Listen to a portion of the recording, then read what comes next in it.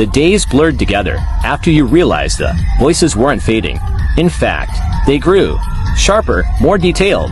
You tried to rationalize it, some echo of your memories, maybe, but how could you explain the things you heard that you never knew before? You began to catalog them out of desperation. The mother singing a lullaby in a language you didn't recognize, a teenager sobbing over the weight of mistakes, the laughter of a man whose voice was deeper than any you'd ever known. They were everywhere, layered over the empty streets and silent houses. Sometimes you'd walk 4 miles, hoping distance would dilute them, but the voices stayed, constant companions in a world that had shed everyone but you. One morning, you climbed to the roof of a long-abandoned hospital, hoping the height would bring clarity. You closed your eyes and listened.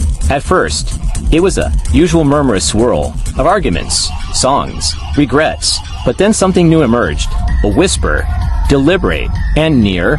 "You can hear us, can't you?" You froze. Your breath stopped in your throat. "You've been listening all this time," the voice said.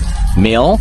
Young?" It sounded almost amused. You tried to speak, but your lips felt numb. "We've been trying to reach you," he continued, his tone smooth as water, sliding over glass. The other voices dim, like a crowd drawing back to let someone pass. "Why are you still here?" You didn't know how to answer. You wanted to scream, to demand, to know who he was, but you were too terrified to break the thin thread of connection.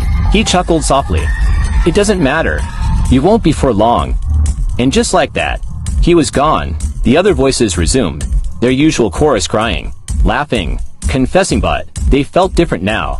Less like echoes and more like eyes watching you. And seen but close. That night, you locked yourself inside an old grocery store. You crouched behind the checkout counter, trying to quiet your heartbeat. You thought about the question over and over. Why are you still here? Maybe you were never supposed to survive whatever took everyone else. Maybe something had gone wrong, or maybe you hadn't survived at all.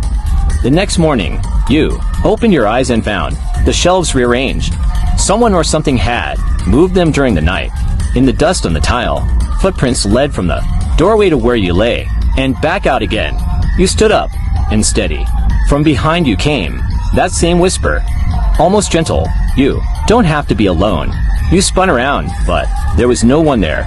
For the first time since the world emptied, you considered that the voices weren't just memories or hallucinations. What if they were here with you, only you couldn't see them? What if you were the last person alive, but not the last presence on Earth?